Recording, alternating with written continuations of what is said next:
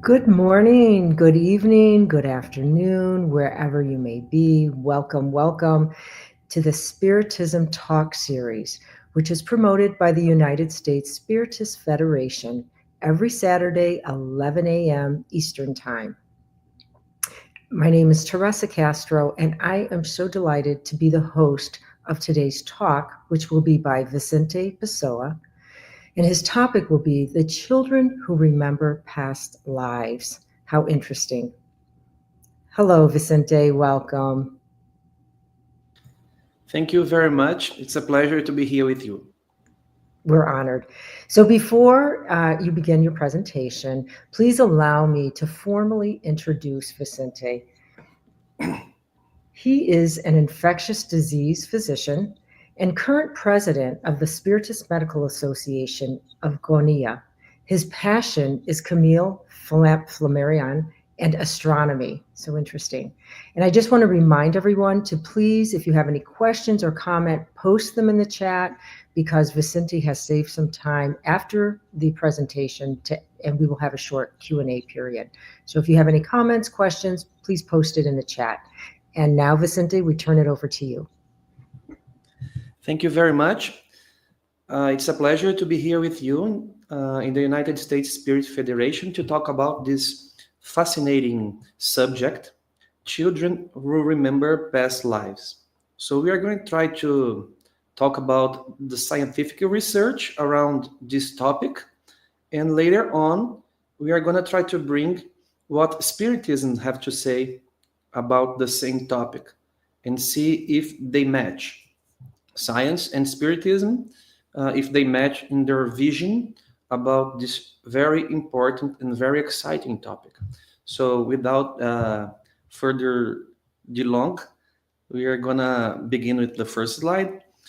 Some children say they have been here before. So who are those children? Why do they say that? In what circumstances do they say that? And how are those cases, are those reports being investigated by science? Today, we have around more than, much more than 2,500 cases recorded in the archives of the Division of Personality Studies at the University of Virginia. And if these children are correct in reporting that they previously lived here, then part of us survives after our bodies are dead.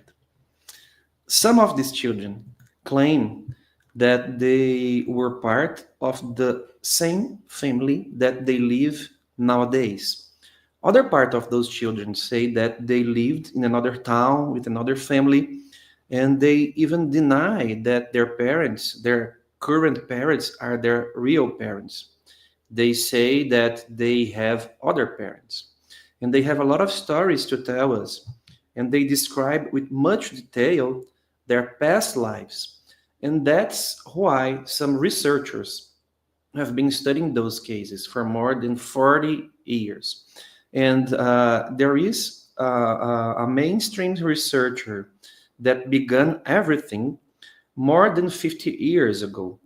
It is a psychiatry doctor from the University of Virginia, where everything began. And when he started to interview those children, he realized that when they give you names, places, enough details about their past lives, those children should be taken seriously on their reports because they are so full of details and so convincing that they deserve an investigation. And when they do the investigation, they realize that those details, they just fit exactly what the children were saying about those situations. So more than 50 years ago, Dr. Ian Stevenson, which is this psychiatrist that I just mentioned from University of Virginia, began to publish papers on the scientific community about his experiences with those children. The question was it possible to face this topic on a scientific matter instead of emotionally? Could we just apply scientific methodology to analyze those cases? Or we would just believe in what the child was saying? Excuse me.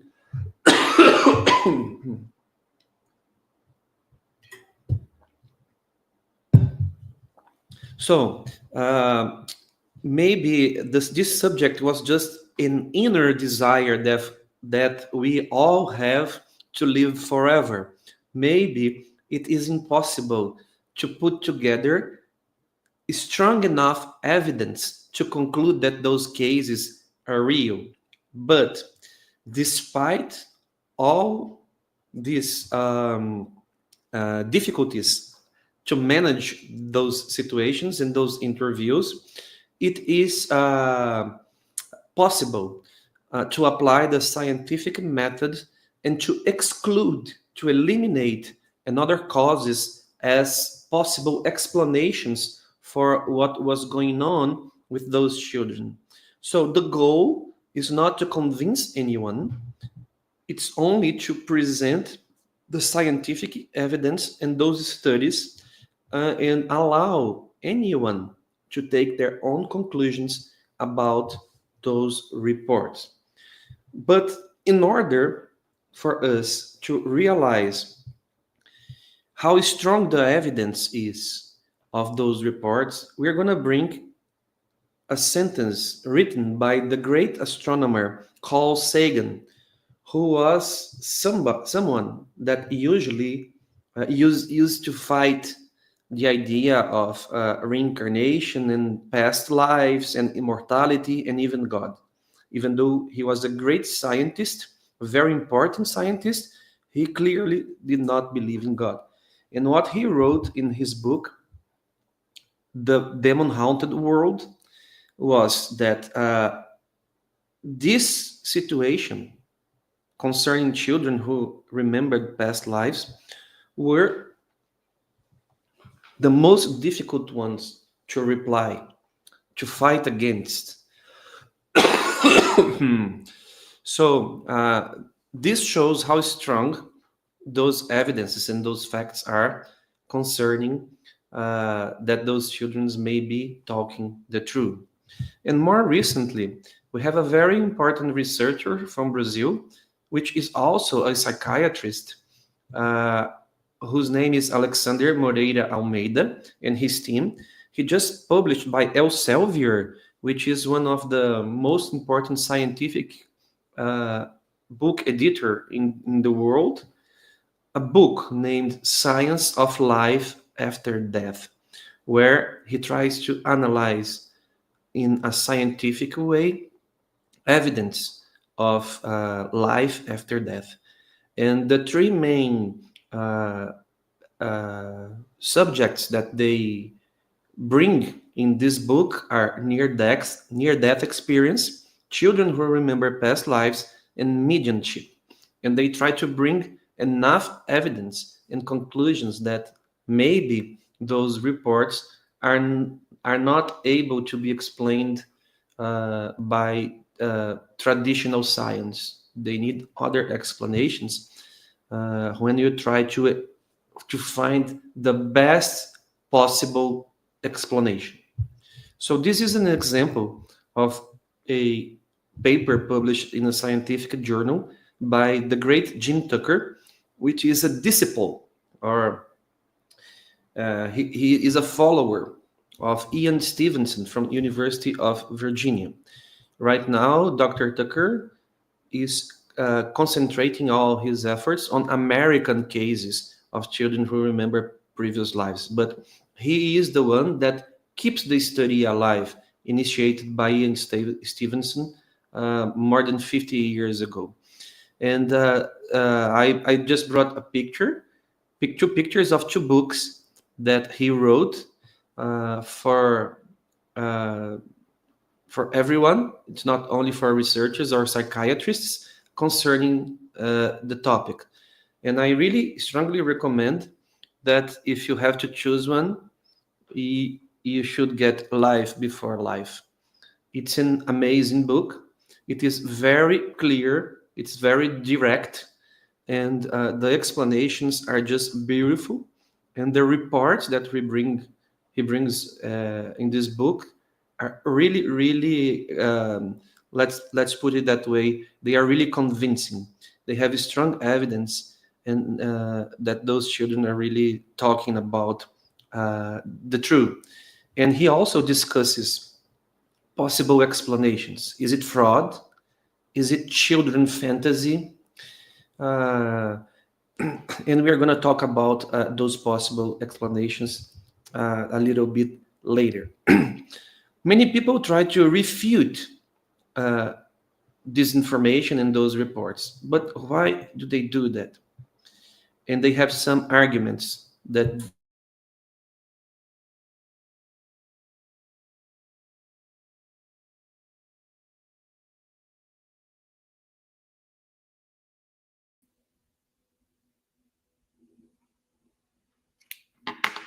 So it seems like Vicente's having a little bit of internet problems, so hopefully we will resolve this quickly. But very interesting, this whole topic of past lives, and once again, pointing to proof of immortality of the soul, um, as well as near-death experiences and mediumship.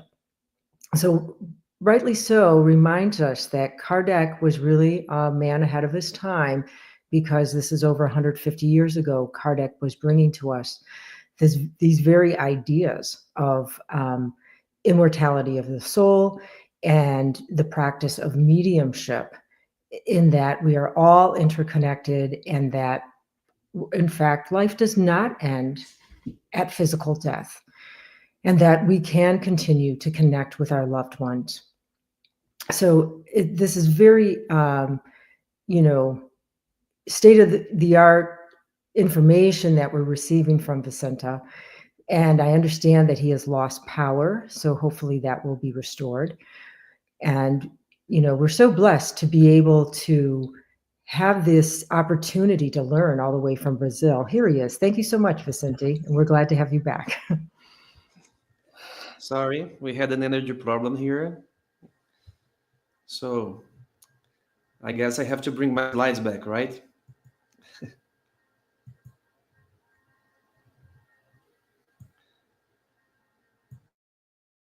Try to do this as fast as possible so we can keep going. Just 1 minute.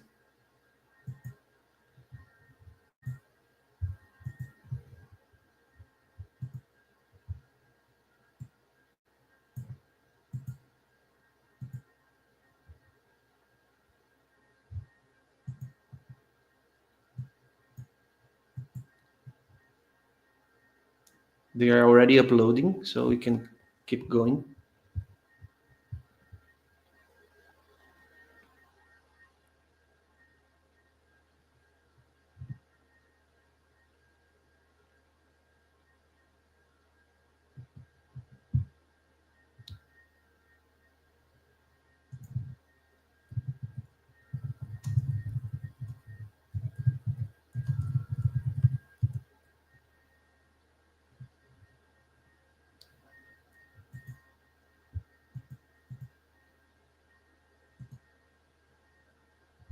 Okay, so this is where we were.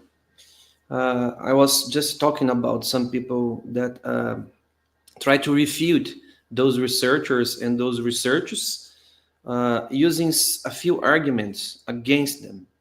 And many of them can be easily refuted, either by science itself or by spiritism. For example, it's a small number of people will remember. Why only a small number of children talk about past lives? Why not all children? Maybe they argue that those memories are really fragile and they are not strong enough to bring up a case in favor of reincarnation. So, if people are reincarnating, why is there a increase in population? There is also the question of mind and brain. Some people believe that brain, excuse me, some people believe that mind is a secretion, is a product by brain, and not something else outside our brain that uses our brain to experience life on this planet. Other people just say that those cases are really fraud, and many other explanations are used to uh, refute those cases. And as we can see, Spiritism can answer most of those questions in a very clear way. First of all, Spiritism tells us that there is a need uh, not to remember past lives in order to uh, experience the actual life in a much better way. It would be very easy for us to, how can I say, to correct our difficulties and our moral problems if we knew everything about us from the past. So we need effort. We need to progress by ourselves without help of our past. Population increase. We know that these good spirits tell us that the population of spirits outside the body, not incarnated, are much bigger than the population of incarnated spirits. So those questions we can argue and talk about them later. They are very easy to refute. So uh, when those researchers try to investigate those cases, what do? They prefer to investigate non-solved cases. What is a solved case and what is a non-solved case? A solved case is a case that the child and the family already know the past family. They already identified the other family, the previous personality, the former personality family, and they already visited that family. And researchers don't like to research those cases because there is a bigger chance of fraud. So they prefer cases that are not solved yet. So there is a child that claims that she or he lived somewhere with a family with a certain group of characteristics, and they don't know who that family is.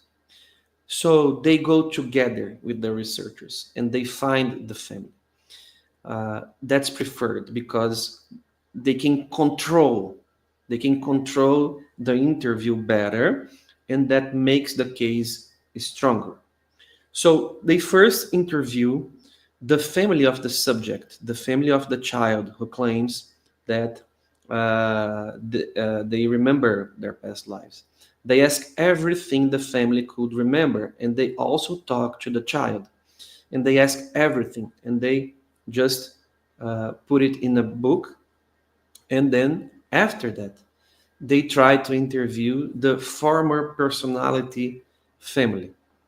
They also try to bring together medical records about the former personality, because sometimes the child claimed that he or she died, passed away in this or that way, that she had a trauma, a shotgun, a knife gun, a car accident, a broken arm. Uh, Maybe the child now have a cardiac condition, and maybe the former personality also had. So they try to file complete medical records from the child and the previous personality to see if they match. They make several trips to the city to follow progression.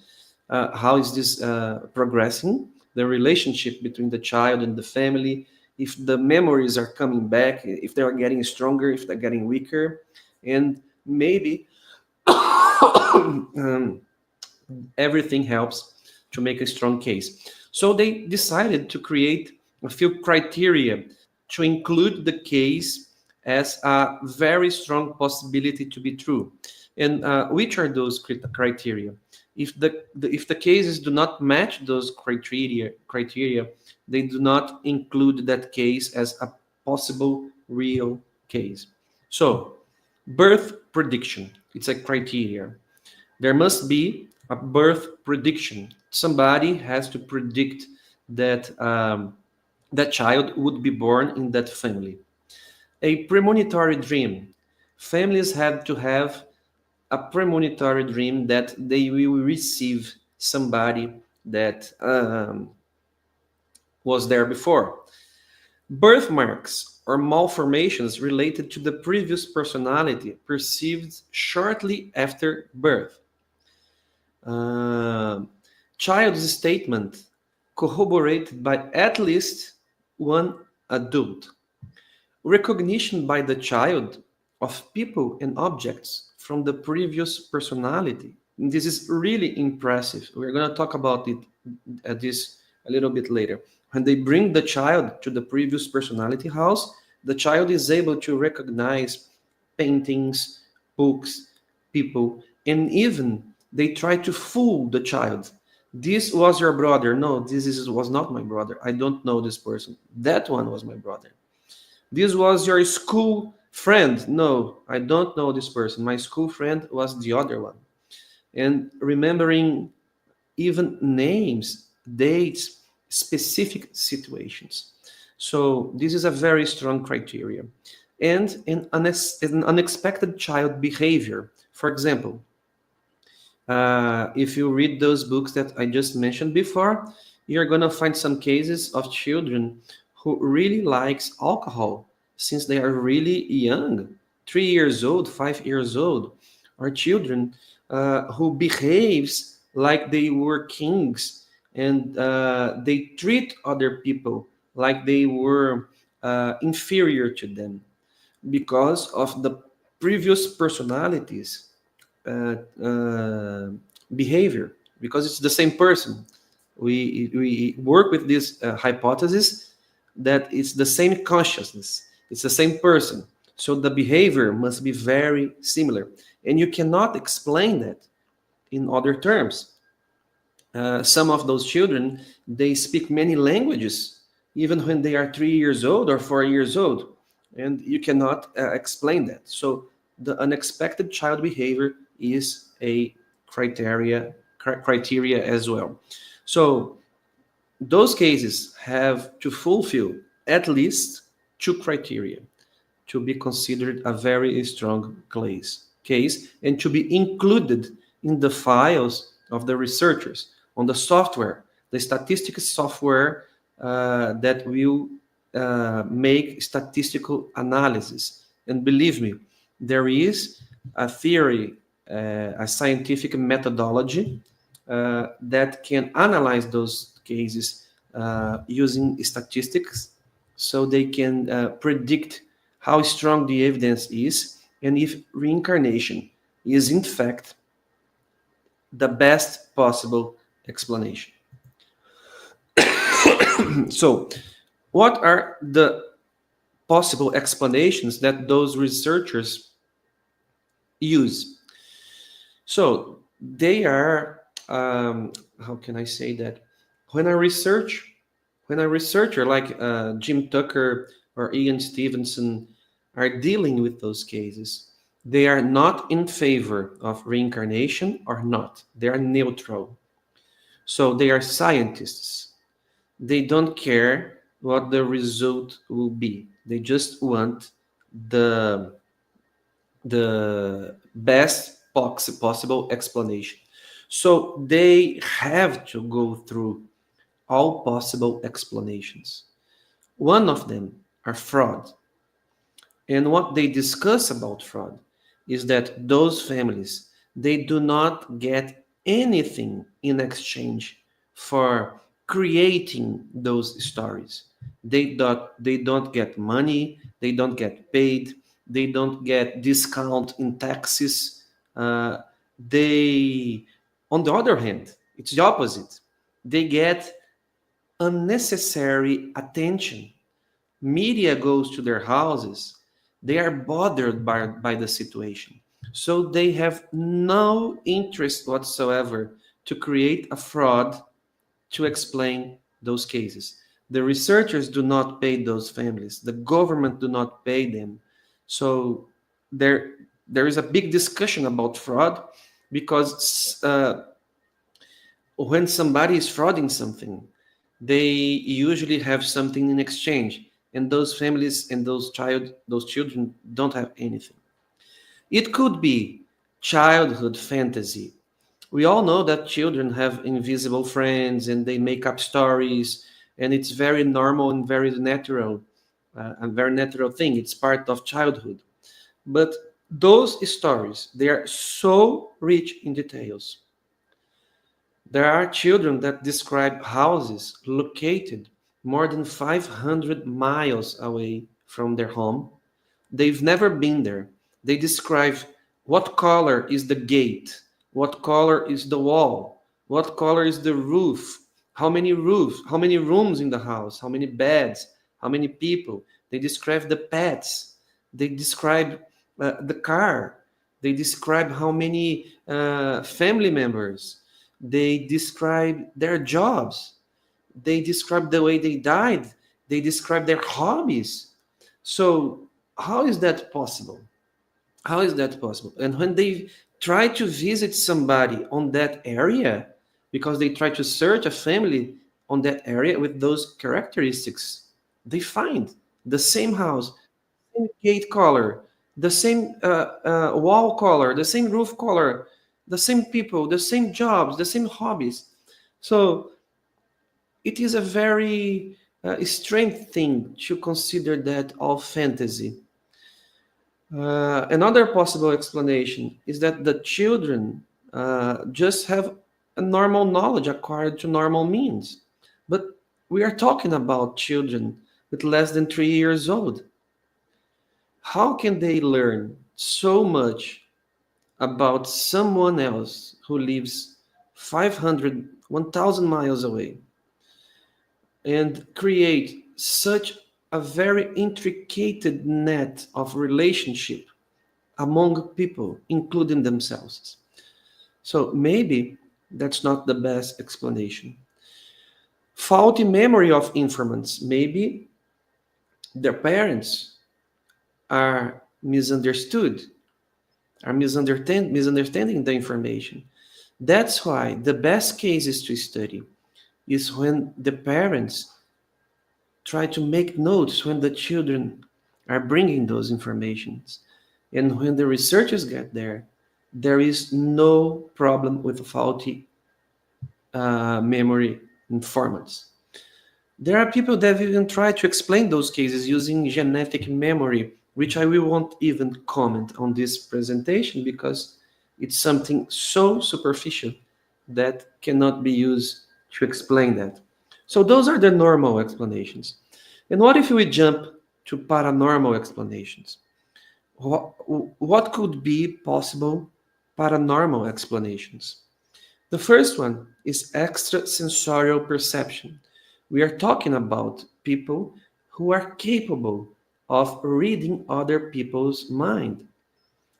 Even though we believe that's possible because we study the process of thinking, the thoughts, with the help of Spiritism, we have to consider that something else exists beyond our material body to consider this possibility real. Then they bring the possibility of possession. Those children are possessed by another consciousness when they bring those informations. So again, we have to consider the possibility that consciousness survives life. So who is this conscious that is possessing the child?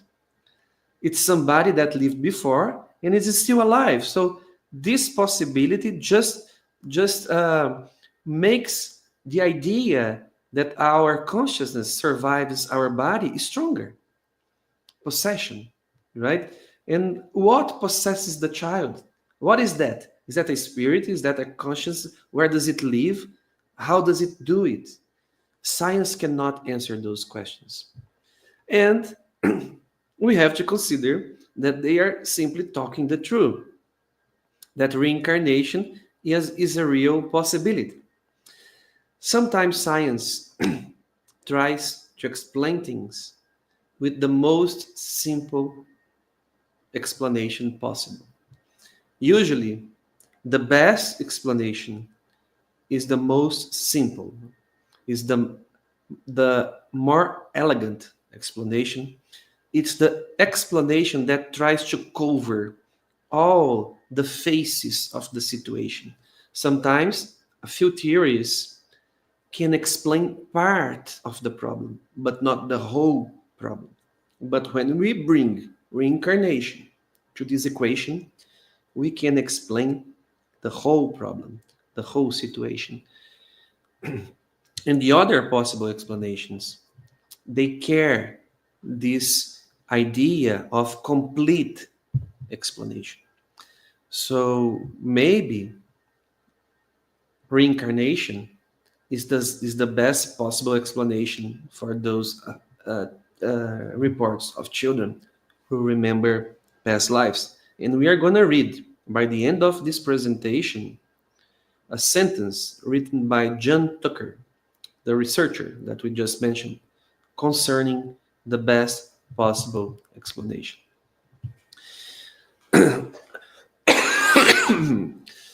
um, there is a very important criteria, which are uh, children that are born with marks in their body, and they say that they brought that from the previous lives. For example, somebody died in their past life with a gunshot on the heart. So there is, how can I say, malformation, right? There is a mark in the skin over that place, and those children, they claim that on their reports that that was because they were shot. And when they are going to study their medical records from the previous personality, they really were shot. This is a very simple example, but we have a lot of marks, different marks, missing members, skin color, different colors, like we see in the picture. And science tried to explain that. Jim Tucker brings those arguments in his book. How can an injury in a body resurface in another body? They don't know how to answer that. We do. Mental factors can produce changes in the body. They try to argue that our mind can influence our body, which is true. Which is true. They bring the example of stigmata, people who are very religious and very emotionally involved in some situation. They can create wounds in their body, like Saint Francis and others. They even argue that if the mind survives, can that mind produces changes in fetal development in order to create those malformation? And we have a chapter in a book by Chico Xavier that explains that in a lot of detail. Missionaries of the Light, it's the name of the book. Maybe they try to understand how emotionally intense injuries with the previous personality is still conscious are responsible for those malformation. They study those cases, and they, using statistical analysis, they bring this information to us that when the previous personality is still conscious, when the intense injuries to their bodies happen, it's when the new personality, the child, brings that mark in their body. And then they try the idea of karma. Maybe it's karma, but karma is the other way, right? Karma, it's not because I was injured in that life, I will be injured in this life. Karma is the opposite. It's if I injured somebody, then I would be injured. So it's not right to explain those things using karma. So this is the questions about the marks that these children bring, because this is a very important criteria for putting those cases with high probability of being true. Birthmarks, malformations, they are extremely common on those reports of those children. And here is this explanation of Spiritism. Spiritism uses the idea of perispirit, which is a membrane, let's put it this way, that put together the body and the spirit. And perispirit is connected to the body in a very intricate way, in a very intimate way. And the body is able to impress perispirit, who survives his death, and then these wounds to the perispirit are able to influence the formation of the new body. This is the book I mentioned, Missionaries of the Light, and we have a very interesting case in this book of reincarnation when they teach us how fetal development happens in the womb, and how the baby progresses its development in the uterus, and how those possibilities can be explained using the idea of perispirit.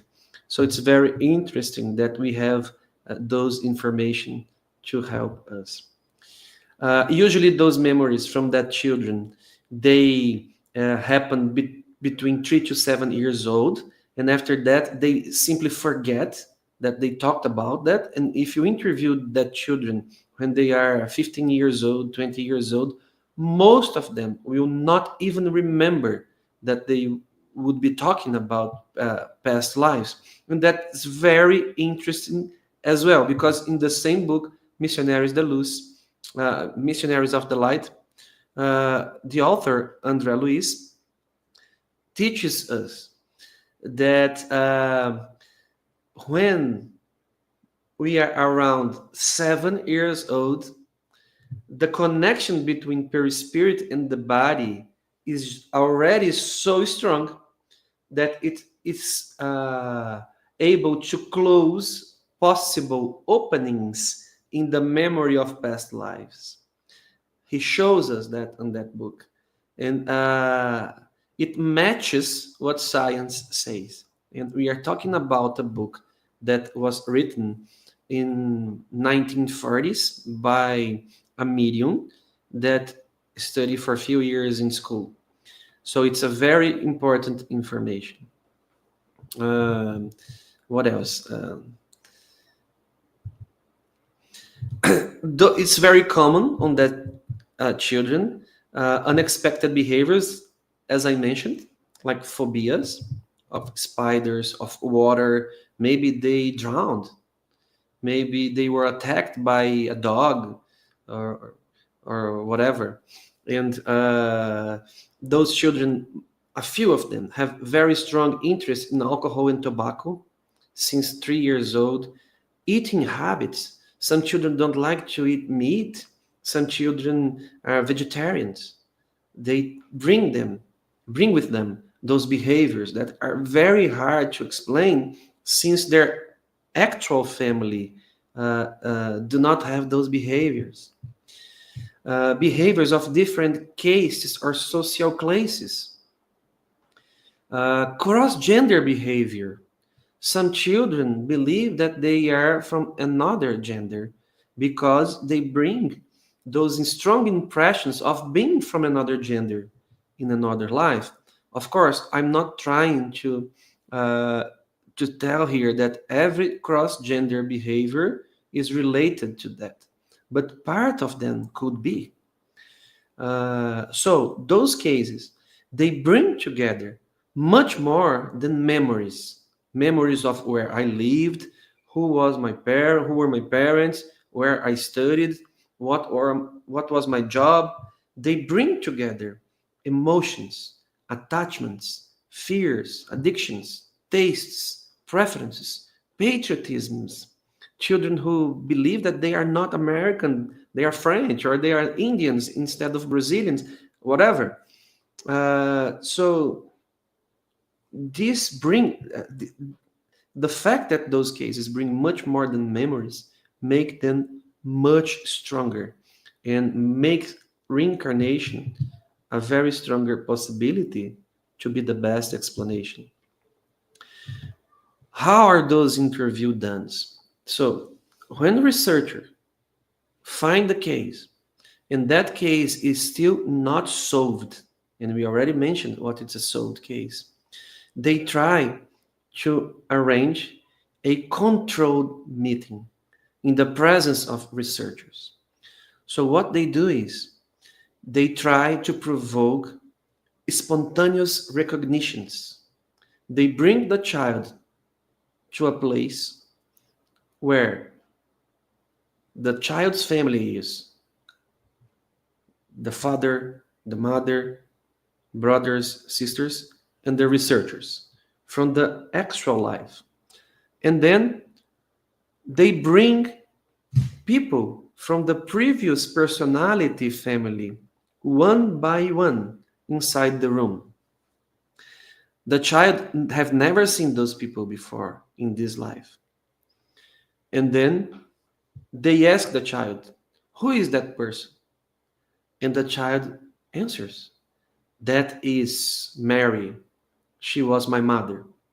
That is John. He was my father. That is Michael. I don't know this guy. That is Cindy. Or I don't know this person. It's not related to my previous life, from my memory. So they try to bring alternating people to try to make it as much controlled as possible. And the results are really amazing when they are done that way. Because how can you explain that? That child know those people, know who were from the previous family and who were not.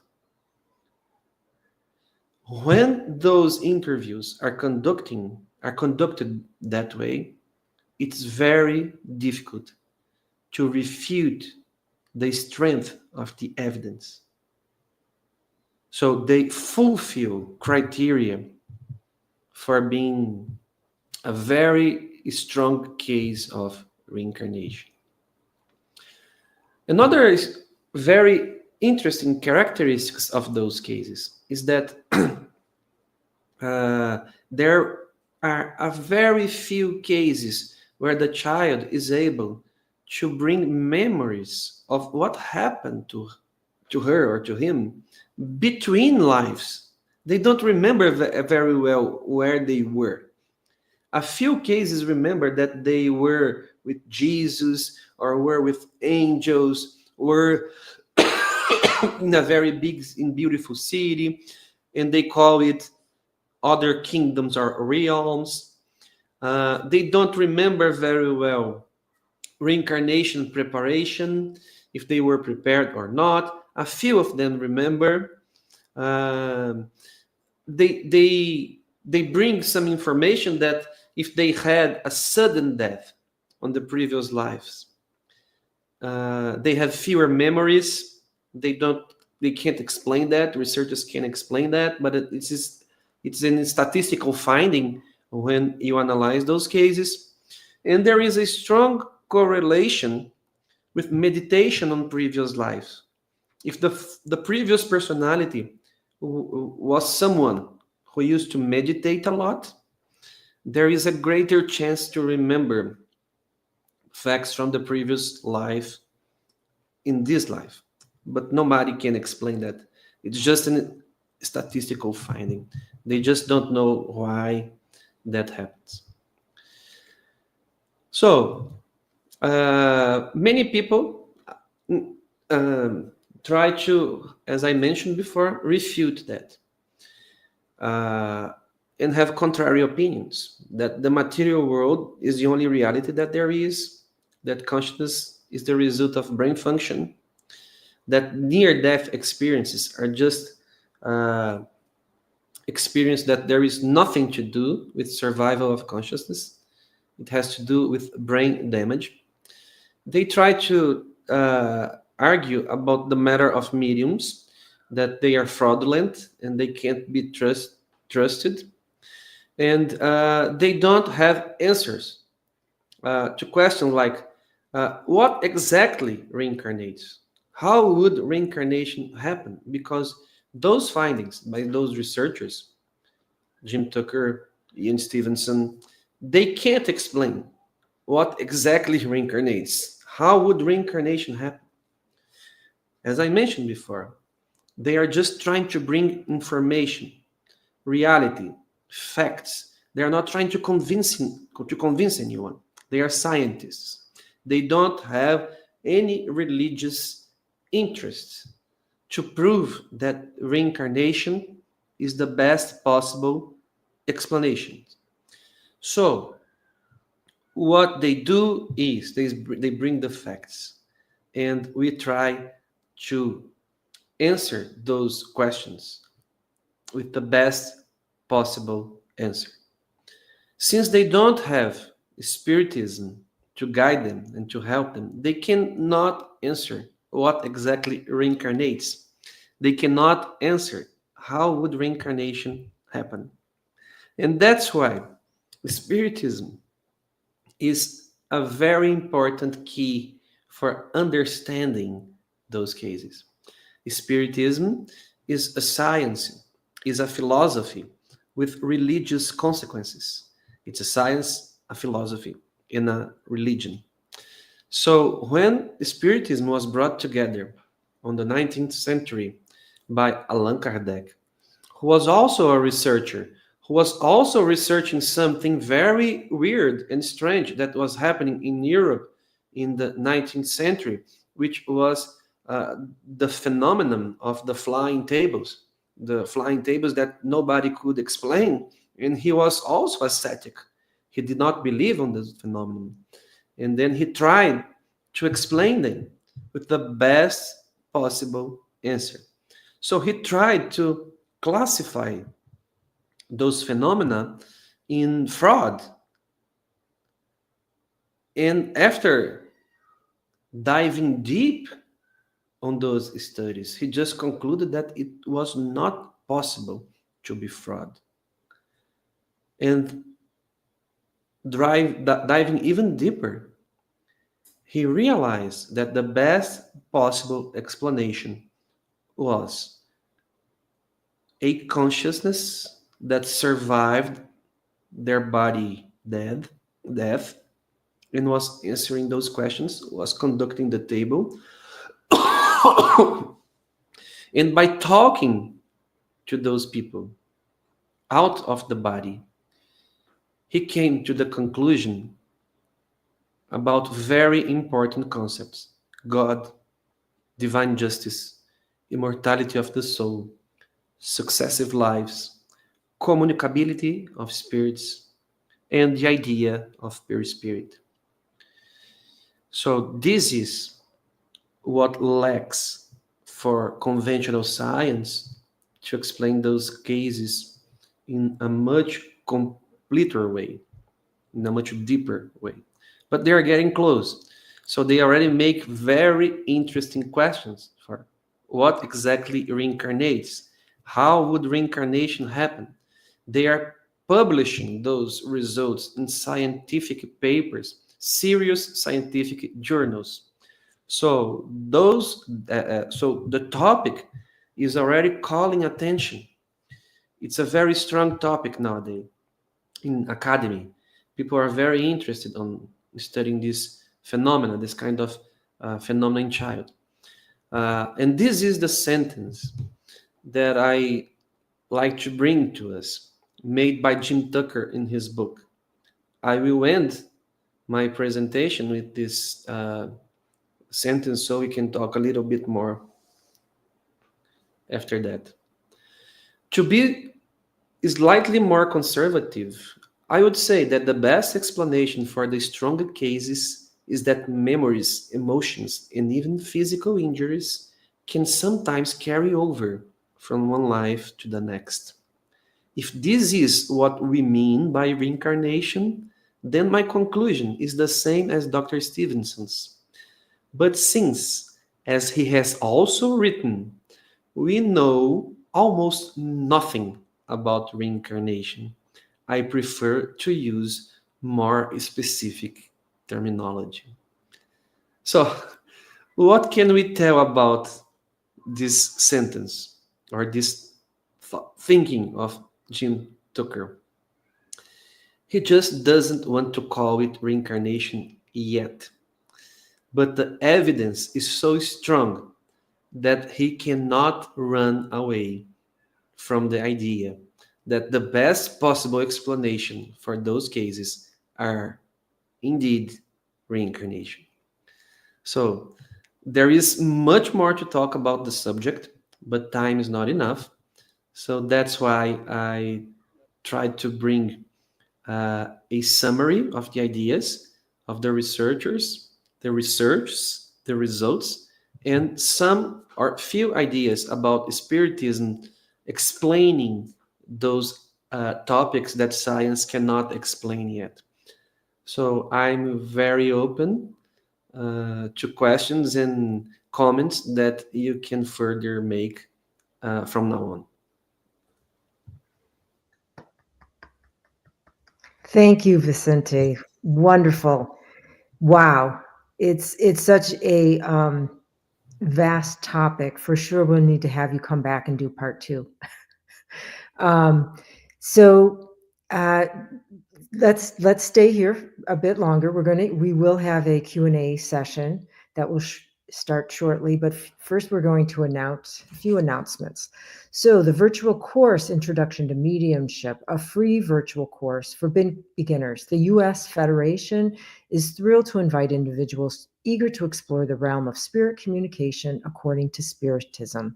And you can check out the new course at learn.spiritist.us, or you can scan the QR code on the flyer.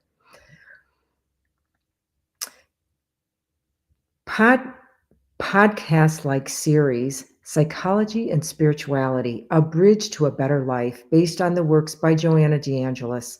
A new episode every Friday at 6 p.m. Eastern Time, and it is available on YouTube and Spotify. And then there's a new book, Transcendence, Life in the Hereafter by Jasara Korngold. Are you curious about what lies beyond the veil of death? Join us on a profound journey of exploration as we delve into the mysteries of the afterlife with Transcendence, Life in the Hereafter, and it is available also at spiritistbooks.us. And then we also have a new app, Spiritist app, Be My Hope. It's available now on the App Store or Google Play. This app offers uplifting content in a collection of videos, daily messages, and audio materials. Download it now.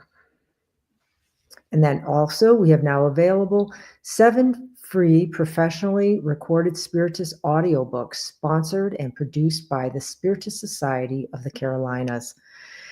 At your own pace, listen to Allan Kardec's foundational works on YouTube at Spiritist Society Carolinas !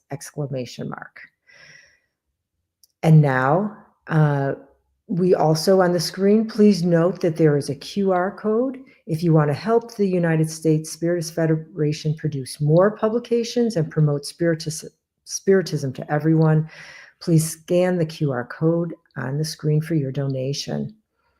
And now we will begin addressing the comments or questions from the audience. And if you haven't put one in the chat, please do so. So, Vicente, since these memories of past lives are fragile, as you mentioned in your presentation, could the memory of a past life indicate an elevated spirit, a spirit capable of handling this information while incarnate? What do you think? Okay, you're muted. Did you mute yourself? Okay. Can you listen now? Yes, we hear you. Great. So that's a very interesting question, but it does not seem to be the case because some children come with a very strange behavior. For example, they are very aggressive, they are very violent, or they like alcohol, they like drinking, they hate other nations. So how can you conclude that this is a very elevated spirit? A very elevated spirit would not have those kind of behaviors. So maybe that does not relate with the moral level of the spirit. Just like mediumship, Mm, you don't need to be a very elevated spirit on the moral aspect to be a medium.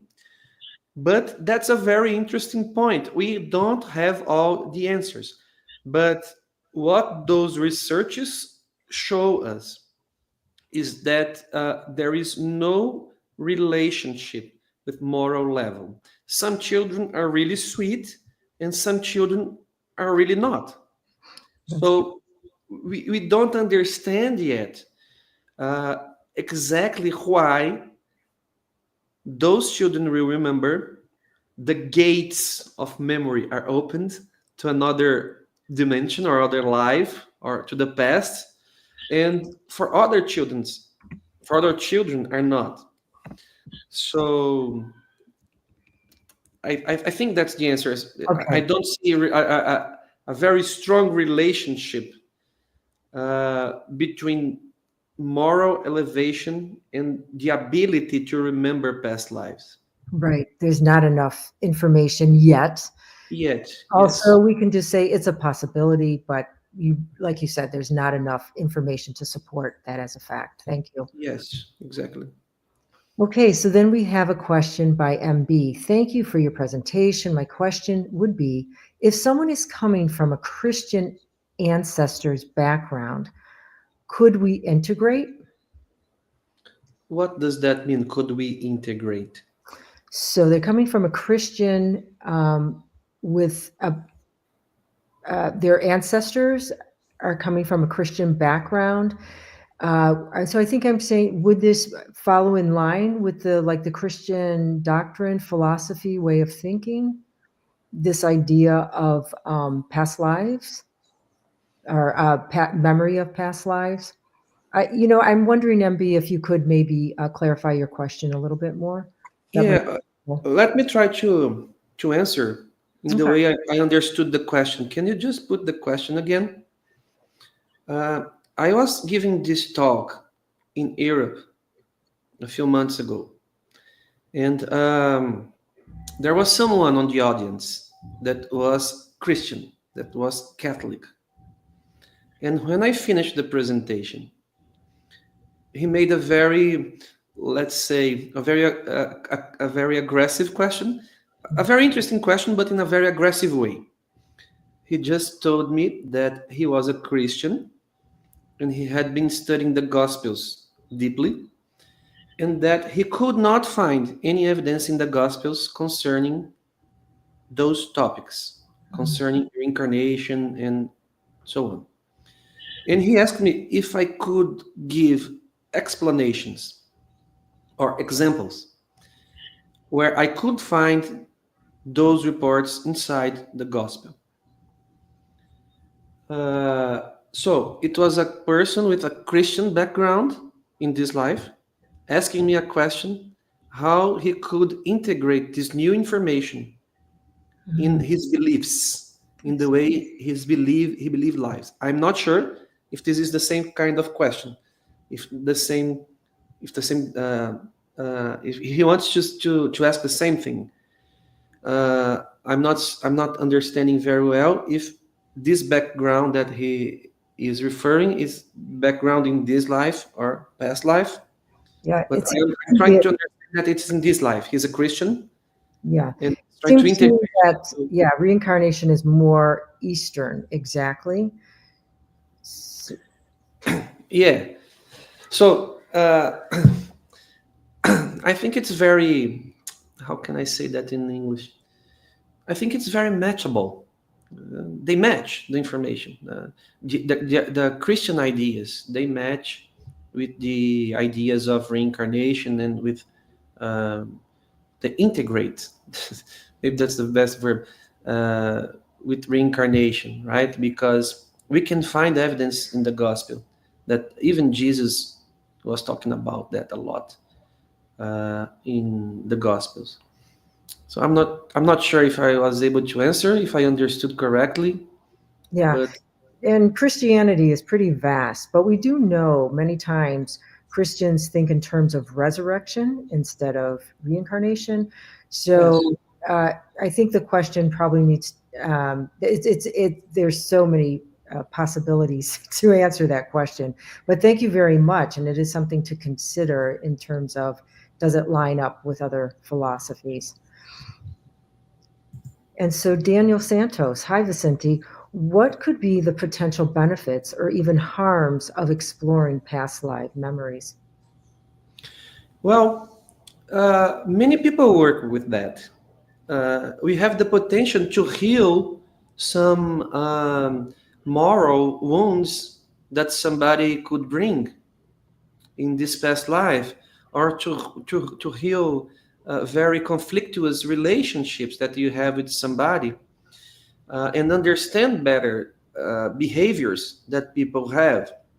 But again, why only a few people have access to those informations? There is a whole field of psychiatrists that work with regression, memory regression, and they use it to heal some wounds that people bring to these lives, or to fix some behaviors, to make people's life better. But it's not completely clear why some people spontaneously remember, and other people have to go to those therapies. Here in Brazil, we have, um, and I'm sure in the United States as well, in the whole world, we have psychiatrists who are very trained, and they do that in their routine basis, their practice day after day. They use this as a tool to try to help people, uh, which goes much beyond medication and conversation. So you have to be, how can I say that in English? You have to be prepared. It's not anyone who can conduct those kinds of therapies. You have to be trained and prepared. We have a few friends here in Brazil who do that, including the president of the Association of Psychiatrists who treat patients with memory regression. And the results are very impressive when they are applied. So that those are, I'm talking about the benefits, right? Right. And maybe because some people cannot deal with those informations, it could be harmful as well. So maybe that's why not everybody remembers. Maybe it is a divine concession, a divine favor, a divine charity towards us. So you don't remember, so you have to um, uh, get over by yourself. You have to deal with that situation by yourself, with your own merit, your own efforts. So again, each case is different from another one. Right. So you cannot answer with a general answer. It could be good. I believe most of the times it's good, Mhm. but not always. Yeah. So just like so many other things, intentionality. What is the tension behind it? What intention are people coming to that topic with? So from Andre Bevelet, sorry, can't say the last name. What is missing for other Christian religions to believe in reincarnation, considering that scientific studies on children who remember past lives are genuine? Well, that's a very good question as well. I wish I had the answer. But what I believe is that maybe, and I will say that with a lot of respect, maybe they are missing a little bit of reasoning. just reasoning, just trying to analyze the situation, the topic with reason. Like, what are the best explanations for that? And if reincarnation is the best explanation, the best answer for those facts, does that change anything in my faith? My faith? Does that change my religion? Does that change the love I have for my Christian religion? Like Protestants, Christians, Catholics, and so on, other Christian religions? Does that really change? Does that make Jesus weaker? Does that make his message weaker? In what way does that change my relationship with my religion? And to make this kind of analysis of thought process, it's not easy at all because it requires us to be humble. It requires us to let go of things that we value so much. I'm talking about other Christians that do not believe in reincarnation. We have to deny many other things that we defended a whole life. And that's not easy. People are proud, they have a lot of pride. Um but when you sit, you open your mind to the new information, you read, you understand, the information is clear. All possibilities are on the table, including that reincarnation is not the best explanation. All the possibilities are there. And then you have to pick which one it's the most reliable answer.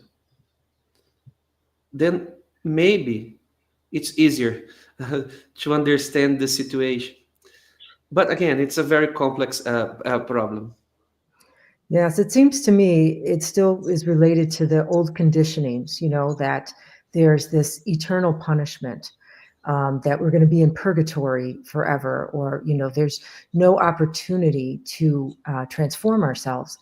And so it's letting go of some of these old conditionings and also the understanding of what is God, right? Yeah, That God is uh, loving, and letting go of this punishing God, and coming to understand what does forgiveness really mean, and so that we are not damned to eternal anything.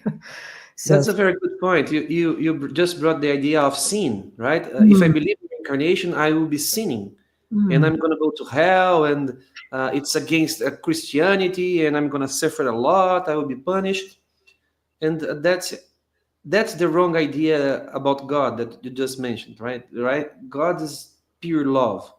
correct. There is no punishment. There is teaching, Yeah, and we learn with God, and we are loved by God. And this idea of sin is really strong in all Christian religion, and they hold the Christians back a lot sometimes. sure. Thank you. So I think we have another question. It seems we are hearing much, and this is by the U.S. Spiritist Federation. It seems we are hearing much more about these topics of past lives and near-death experiences. Could our awareness and consideration of these topics at this time be indicators of our moral progress as a society? So, for example, we no longer kill people as witches and demons for heresy when they talk of these topics, these phenomena. Well, I have no doubt about that. This is a question that I personally believe there is a very right answer, and I think people are very interested on these topics. And I really believe society is progressing, even though we see very strange things happening in the world. If you analyze life in past centuries, it was much worse. Yes. Um so today we have a lot of progress towards equality. People do not accept some kind of behavior anymore. Those that do those behaviors, they are criticized, uh, they are punished, and behind of that, there is also divine justice. Maybe we don't see justice in our world, in our societies, right here, right now. We see many violent things happening, and we question ourselves: where is God? What's going on? But God is not missing those things. Uh, just divine justice is forever, and maybe we don't understand how it will be applied, but it will be corrected in some way. So the search for information about near death experience, spirituality, survival of consciousness, children will remember past lives. In my personal belief, it's a sign that people are concerned about their own consciousness. Mm, If I survive, if those topics are true, what kind of life should I live? Should I mm, live a better life? Should I be a better person? Will that change the world now? Will that change the world in the future? Uh, so I agree with this question. mhm. Thank you. Yes. Unfortunately, we tend to say, I wonder if I was a queen in a past life. I wonder if I was a king. What power did I have? So, but thank you so much for your answers and your beautiful presentation. And so, thank you, Vicente. Thanks to everyone who watched today's talk and those who have been following our weekly Spiritism Talk series. So, next Saturday, we will be hearing from Humberto Schubert on the neurocognitive aspects of empathy. Great follow up to today's discussion. So, thank you, everyone. And before we close, Vicente, would you be willing to say a closing prayer for us? Sure. So let's all together close our eyes, think of God, think of Jesus if you're a Christian, and be grateful for the opportunity we have to be living this life right now in this planet with our family members, with our friends, in our jobs, and having the opportunity and the chances to be a better person with our family members, our friends, and in our jobs. It doesn't matter who we were, but what matters is who we will become. And for that, we ask God to give us the strength, to give us the inspiration and the courage to fight those things that inside us make us a very difficult person. May we fight our pride, may we fight our jealously, and may we construct and build our lives towards a good life. And may God be our inspiration. So be it.